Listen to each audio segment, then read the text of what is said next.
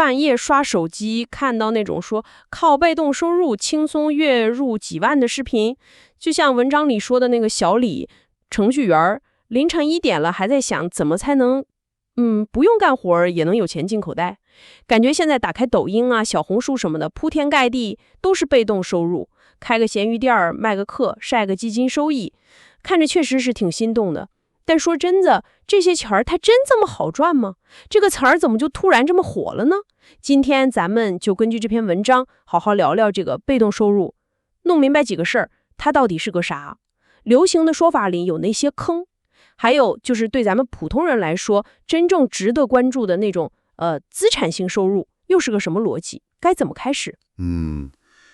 被动收入这个概念能火起来，说白了就是这个时代的焦虑和一些营销手段，它俩碰一块儿了，对吧？你想啊，现在年轻人压力多大，房贷养娃儿等等等等，光靠那点死工资心里不踏实啊，总想多搞点钱，这个想法太正常了。可不是嘛。然后呢，搞营销的就抓住你这个心理了，他们把被动收入包装的特别好，听起来就像是躺着就能把钱赚了，这样卖课卖项目就好卖多了。毕竟轻松搞钱比得下苦功夫有吸引力，对吧？确实是。但是文章也点透了，网上的那些所谓的成功案例，10个里面有9个都有水分，要么就是夸大其词，要么藏着掖着不搔成本，甚至直接造假。比如你看那些说月入5万的博主，他可能背后是个团队在烧钱推广呢，对吧？还有那些 PS 的收益截图，那更是常见。100万销售额的课程，你抛去各种成本，真正到手的可能也就那样。哎呦，听你这么一说，感觉这水是真深啊。那文章里也拆解了几个常见的躺赚项目，像做什么自媒体啊、搞代发货，还有买房收租，咱们能具体看看这些都是怎么回事吗？行，咱们一个一个说。先说这个自媒体，靠广告费躺赚，听着是挺好，但实际上成功率非常低。文章里不是有数据吗？油管上能靠广告月入过$1000的，好像连1%都不到。B 站那些10000粉以下的小油博主，一个月平均下来可能也就100-200块钱。这么少啊？可不是吗？为啥？因为他根本就不是躺着啊，背后全是主动的工作，而且是大量的工作。你得选题吧，写稿子吧，拍摄、剪辑，一条几分钟的视频，搞不好就得花你好几个小时。完了还得研究数据，看怎么调整，变现门槛也不低。文章里那个小周的例子，你记得吧？记得，那个朋友全职做了半年。对，全职，每天累得要死，粉丝也就8000，一个月1500块，最后怎么样？放弃了。所以说白了，这就是个高强度的主动工作，顶多就是工作地点自由点，大部分人呢也就赚个奶茶钱。明白了，这听着根本就是创业嘛，哪儿是躺赚？那下一个代发货呢？说是不用自己囤货，点点鼠标就赚差价，这个听起来总该轻松点了吧？这个就是典型的信息差陷阱，听起来好像你当老板了，动动手指就行。实际上呢，你可能就是个免费客服，外加背锅卡啊？怎么说？最大的坑就是你控制不了那个供应链。你想啊，那个供应商他不靠谱，这怎么办？发错货了，质量有问题，或者发货慢得要死。最后买家找谁？找你啊！退款赔钱都是你的事儿。哎呀，而且现在做电商，你不投广告根本没流量。文章里那个老王的例子多惨，广告费哗哗的往里砸，亏了，还得自己掏钱处理退货烂摊子，最后店还被封了。他自己总结那句话特别到位，叫什么来着？被动亏钱。对，被动亏钱，这哪是赚钱，纯粹是折腾。被动亏钱这词儿听着就让人后背发凉。那最后一个，买房收租，当个包租公包租婆，这个总算是稳当点的被动收入了吧？毕竟房子在那儿呢，是硬资产。这个吧，得看你怎么算这笔账了。文章里拿上海那个200万的老破小举例子，算得挺清楚。你每个月月供可能得还7000块，但那房子的租金呢，撑死也就4000。那不就是说，对，你每个月还得自己掏3000块去养这个所谓的资产，这还没算上什么空置期啊，房子老了总得修吧，维修费，还有跟租客打交道那些麻烦事，那精力成本也没算呢。文章里说那个小张同事遇到欠租的，还有半夜修水管什么的，对，都是真事儿。当然了，你要是说你特有钱，资金雄厚，买个10套8套的，再请个专业的团队帮你打理，那确实可能接近被动了。嗯，但对咱们普通人来说，就指望那1、2套房实现躺赚，大概率是想多了，搞不好最后是给自己添了个负债，还惹一堆麻烦。嗯，所以关键就是啊，你得看清楚，这房子对你来说到底是生钱的资产，还是烧钱的负债。哇，这么一分析下来，感觉那些听起来特别美的被动收入背后坑还真不少啊。但我就好奇了，为啥大家还是这么容易相信呢？是都想走捷径吗？人性的弱点肯定是一方面，对吧？谁不想轻轻松松就把钱赚了呢？嗯，但更重要的还是那些营销利用了信息不对称，它只让你看到贼吃肉，不让你看贼挨打那部分。就是只说好的，不说难处和风险。没错，所以下次你再看到那种宣传，心里就先打个问号，问自己3个问题：第一，启动要投入多少时间、金钱？第二，失败的风险有多大？第三，这个模式我能复制吗？多问问自己这几个问题，可能就冷静下来了。有道理。不过我更好奇了，这个词被动收入听起来挺时髦的，它到底是怎么来的？难道说一开始就是个营销词汇？哈哈哈哈，这个来源啊就更有意思了，跟咱们现在理解的可以说是风马牛不相及。文章里揭秘了被动收入这个词儿最早是美国国税局，就是 IRS， 在1986年的时候，为了反逃税才发明出来的一个税务术语。啊，反逃税，这跟赚钱好像没啥关系啊。对，简单说就是在80年代那会儿，美国有些有钱人，他们发现了一个税法上的空子，他们会去投资一些不怎么需要自己亲自打理的项目，比如把房子交给中介出租什么的。然后呢，利用这些项目产生的账面亏损，比如房子的折旧费，算是一种亏损，却抵扣他们自己主业赚的高收入，比如当律师、医生赚的钱。这样就能少交税了。对，这么一来啊，就能少交很多税。投资的项目越多，避税就越多。IRS 一看，哎，这不行，国家的税收都流失了。所以在1986年搞税收改革，专门出了个法案。法案里就把收入分成了3类。第一种叫主动收入，就是你的工资、奖金这些。第二种叫被动收入，特指那些你没怎么直接参与运营的投资收益，比如租金。第三种叫投资组合收入，像股息、利息这些。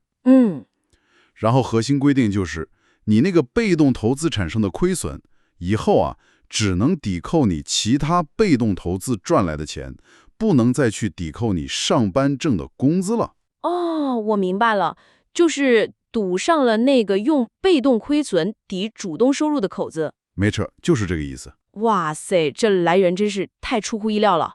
一个为了收税的官方术语，那他后来怎么就歪了楼，变成了现在大家都在说的财富密码了呢？哎，这就是营销的厉害之处了。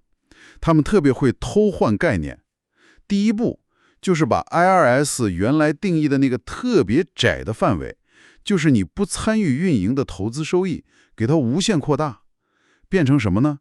变成所有看起来好像不用你时时刻刻盯着干的收入，都叫被动收入。比如你做自媒体，或者卖个什么课，哪怕你前期准备的累死了活，他也管这叫被动收入。啊，原来是这样扩大的。对，第二步就是隐藏成本。光跟你说，哎呀，这个能赚多少多少钱，但是呢，他不说你需要投多少时间进去，需要多少本金启动，风险有多大，这些他都不提。第三步也是最狠的，就是制造焦虑，告诉你，你看别人都在搞被动收入了，你不搞你就落后了，就要被淘汰了，制造紧迫感。对，然后呢，顺理成章地把他那个所谓的解决方案、课程啊、项目啊卖给你。所以啊，说到底，现在流行的这个被动收入神话，就是一场利用税务术语搞出来的名词游戏。收割的就是那些对现状不太满意又想快速改变的人。我明白了。以后啊，再听到有人跟你说被动收入，你心里可以先琢磨一下，他说的到底是 IRS 那个严格定义的，还是已经被营销包装过的，听起来很美的那个版本。这番溯源分析下来，确实让人清醒多了。所以说，躺赚基本不靠谱，被动收入的本意也不是让我们啥也不干。那是不是说追求那种不用我时刻工作也能有的收入，这个想法本身就是错的呢？这个想法本身可没错。谁不向往呢？关键在于啊，这种收入更准确的叫法，文章里也提了，应该叫资产型收入。资产型收入，对，它的核心逻辑不是那个躺字，而是说你得先拥有某种能持续给你生钱的资产，而你要想打造出这些资产，前期是必须要有投入的，要么你投时间，要么你投钱，要么你投你的专业知识和技能，没有平白无故掉下来的馅饼。资产型收入，这个说法听起来就靠谱多了，也更符合逻辑。那文章里都提到了哪些算是咱们普通人可以关注的生钱资产呢？我们又该怎么开始去积累这些资产呢？文章里梳理了好几类，咱们可以简单看看他们的核心逻辑和怎么起步。第一类就是拥有好公司的一部分，拿分红，也就是我们常说的股息投资。这里的关键是要找到那些能持续赚钱，而且还愿意把赚到的钱分给股东的好公司。这里头有个误区，就是不能光看那个股息率高不高。有些公司可能现在股息率看着挺吓人，但它的行业可能不行了，未来没啥前景。那你可能赚了点股息，最后本金亏大了，不划算。对，不能只看眼前。是的，你看文章里那个退休的张大爷，他就挺聪明的，投的是像可口可乐那样的所谓的股息贵族，就是那种几十年一直分红，还不断提高分红的公司。对，他求的是一个稳健、长期的现金流。那咱们普通人如果本金不多，比如说就是几千块、几万块，也可以开始，可以考虑买点 A 股或者港股里头那些业绩比较稳、分红记录比较好的大公司股票，比如银行啊、电力啊、运营商啊这些。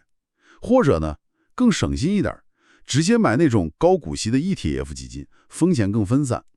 关键是你得有长期持有的心态，把它看成是一个慢慢给你下蛋的鸡。明白了，股息投资稳是稳，但需要本金，适合慢慢来。那第二类呢？拥有能产生正向现金流的房地产。刚才咱们不是说买房收租可能会亏钱吗？那什么样的房产才算生钱资产？核心就看一个东西，租金回报。简单说就是你一年的租金收入能不能盖过你持有这房子的所有成本，比如月供啊、税费啊、维修费啊等等。如果你的租金远低于持有成本，那它对你来说就不是资产，是负债，是每个月从你口袋里掏钱的东西。文章里提倡关注租售比，也就是年租金除以房价。如果这个比例太低，比如说连300%都不到，那这个投资的价值就得打个大大的问号了。很多人买房可能就只盯着房价会不会涨了。对，这就是普通人的一个误区，只看房价涨跌，忽略了现金流。你想，房子涨不涨，这事儿谁说的准？波动太大了。但那个租金，只要你房子租出去了，它就是相对稳定的实打实的收入。有道理。那如果说咱买不起一整套房，或者觉得当房东太麻烦，文章里也提到了一个替代方案，叫公募 REITs。我知道这个房地产投资信托基金。对，就相当于你花不多的钱，可能几千块、几万块，就能投资到那些大型的能收租金的物业，比如产业园啊、高速公路啊、商场啊什么的。然后你按你买的份儿分享这些物业带来的租金收益。像文章里那个小林投了2万块，年化5.5%，算下来每个月也能分个几十块钱。对，虽然钱不多，但门槛确实低了很多，也算是一种参与房地产收租的方式吧。用现金流的视角来看房产投资，确实思路就不一样了。那第三类听起来挺有意思的，版税与授权收入，这是靠创意和知识产权来赚钱。是的，比如说你写了本书，或者一首歌，或者设计了个图案，拍了张照片，别人要用就得给你钱。这个收入可以持续很长时间。就像那个玛丽亚·凯莉，她那首圣诞歌，每年圣诞节都给她带来一大笔版税收入。这个听起来很棒啊。是很棒，但也有误区，就是不能觉得，哎，我只要有个好作品就行了，酒香不怕巷子深。现在这个时代不行了，你不去推广，不去音允，别人根本不知道你。曝光很重要，非常重要。文章里那个设计师小李的例子就挺好，他不搞那种一次性的设计，而是专注于一个细分领域，比如餐饮业的 logo 设计。然后呢，他提供的是年度授权和持续的服务，还很会用社交媒体去精准的找到客户，这样就把他的创意变成了一个比较稳定的现金流。所以不光要有才华，还得会经营。没错。所以如果你有某项创作的技能，可以先找个小一点的你擅长的领域切入，然后利用现在很多低门槛的平台，比如图片库啊、音乐平台、在线阅读平台什么的。最关键的是，你得主动去吆喝、去推广自己，让别人看到你的价值。这给有创意和技能的朋友指着条路。那第4类呢？数字产品与内容创作，比如我们现在常见的线上课程啊、电子书、付费社群这些。这类资产它最大的好处就是边际成本特别低，你做出来一份，理论上可以卖给无数个人。对，复制起来成本很低。但是误区在于，不能以为做出来就完事儿了，可以一劳永逸地卖下去。市场是会变的，用户的需求也会变。你的产品如果一直不更新，很快就会过时，就卖不动了。就像文章里说的那个小陈的抖音课，平台规则一变，可能就没用了。对，就是这个道理。所以做类产品的关键在于你能否持续提供价值。比如文章里那个做知识星球的博主小张，年费定的不高，但他能坚持输出有用的内容，还认真回答问题，跟大家互动。用户觉得值，自然就愿意一直跟着你，一直续费。持续维护很重要。是的，所以如果你有某方面的专业知识，想做顺字产品，可以先从小一点的产品开始试试水，比如定价几十块、100块的，然后找到适合你的平台。关键是要有长期投入、持续更新迭代的意识。明白了。那最后一类听起来门槛就高多了，私募股权与 LP 收入，这个是啥？对，这个简单说就是投资那些还没上市的公司，或者投资某些专门投这些公司的基金，目标是追求比较高的回报。风险应该也很大吧？非常大，门槛也高，通常都是100万起步的，而且亏钱的概率也相当不低。所以这个一般不太适合咱们普通人去碰。那如果有点闲钱呢？比如几十万上100万的，如果真有这个量级的闲置资金，又想尝试参与一下，文章建议可以去了解一下风险相对分散一点的私募 FOF， 就是基金中的基金。但即便如此，也要非常非常谨慎，一定要控制好投入的比例，比如别超过你全部可投资产的10%到20%。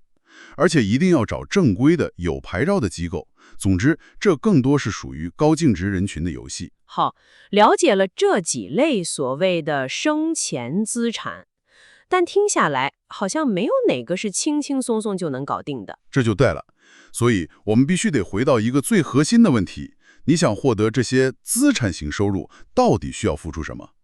文章里特别强调了那个隐藏成本。对，这个很重要。天下没有免费的午餐嘛，具体都有哪些成本呢？主要有3类。第一类，当你没啥钱的时候，你就得用时间成本去换。比如你得花大量的时间去创作内容，去写书，去打磨你的课程，而且这个时间投进去还不一定有回报，风险挺大的。可能你吭哧搞了半年，最后发现没什么效果。时间投入和风险。第二类，当你没那么多时间，但有点钱的时候，你就得用资本成本去换。比如你想靠股息或者房租或者收入，那你得先有足够多的本金去买股票、买房子吧。这个本金本身就需要你花很长时间去工作、去转，而且投进去的本金也是有亏损风险的，不是稳赚不赔。对，本金积累和本金风险。第三类，当你又没时间又没钱，但想把事情做大点或者提高点效率，那你可能就需要投入体系成本。比如你得花钱雇人帮你干活，或者买一些付费的工具软件来提高效率。当然，对普通人来说，可能一开始是从一些轻体系的工具入手，比如用个剪辑软件、设计工具什么的。明白了。所以你看，时间、金钱、精力、技能，总得付出点什么。你想跳过这些成本，直接就想躺赚，那基本上最后都会碰一鼻子灰。确实是这样。那了解了这些之后，我们到底应该怎么去看待被动收入这个概念呢？在我们追求财富的路上，它应该扮演一个什么样的角色？这就触及到一个更深层次的问题了，就是我们需要重新审视一下我们的财富观。文章里那个核心观点，我个人是非常认同的，就是说被动收入或者说资产型收入，它主要的作用是帮你保富，是让你已经拥有的财富更安全、更能持续，而不是让你从零开始致富的核心手段。哦，保富而不是致富。对，你看那些真正的有钱人，巴菲特、比尔盖茨，他们哪个不是先靠自己的主业或者创业，辛辛苦苦完成了最开始的资本积累，然后再通过投资让钱生钱，让财富像滚雪球一样越滚越大。先有第一桶金。没错，但咱们很多普通人的误区在哪儿呢？就是总想跳过那个最难的主动积累的阶段，直接就想去搞被动收入。一个月工资可能就几千块，就天天琢磨着怎么靠副业月入几万。这个想法说实话不太现实。那更务实的做法是什么呢？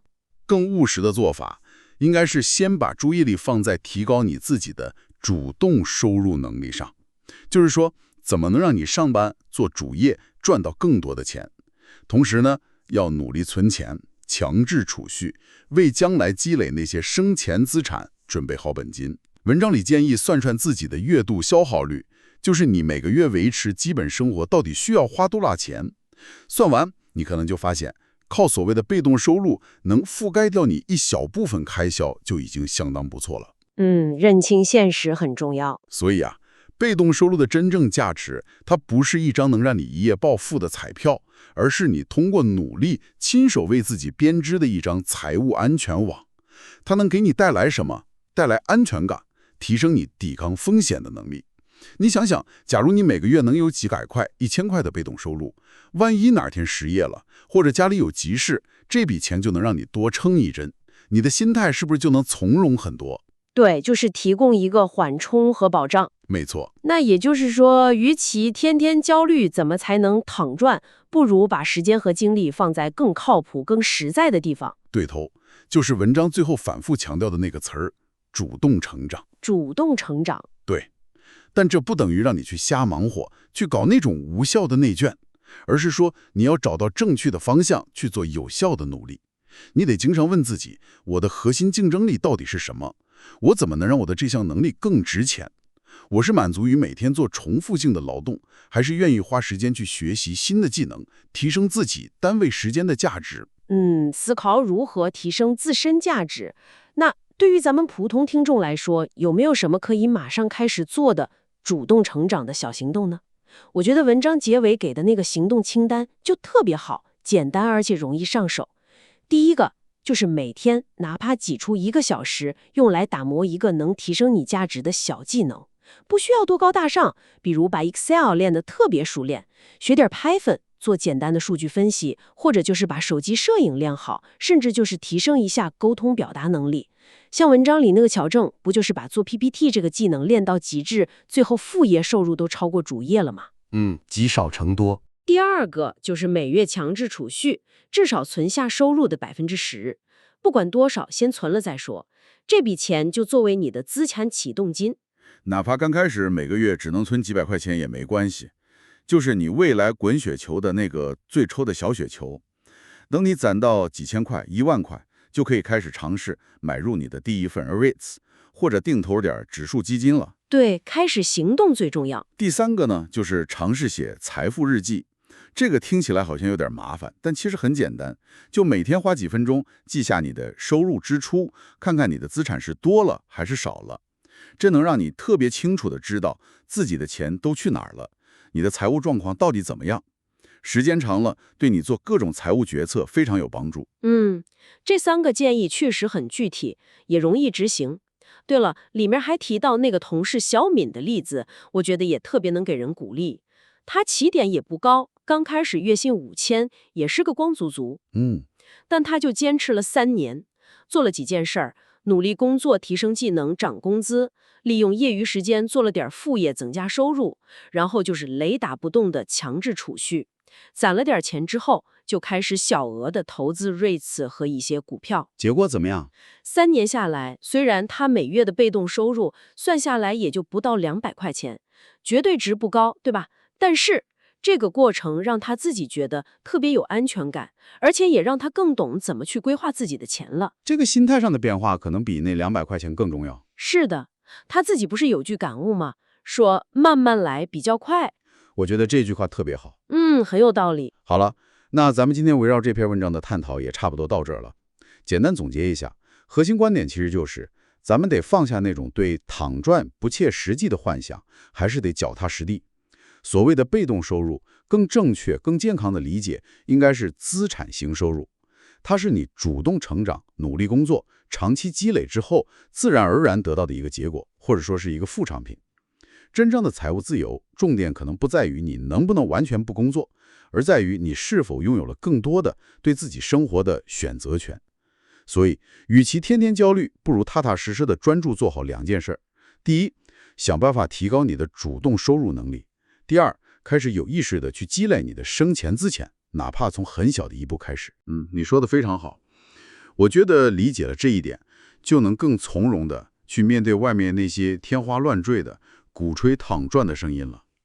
资产型收入，或者说被动收入，它真正的意义，真的不是让你去逃避工作，选择躺平，而是让你在面对生活中的各种不确定性的时候，能够站得更稳，走得更远。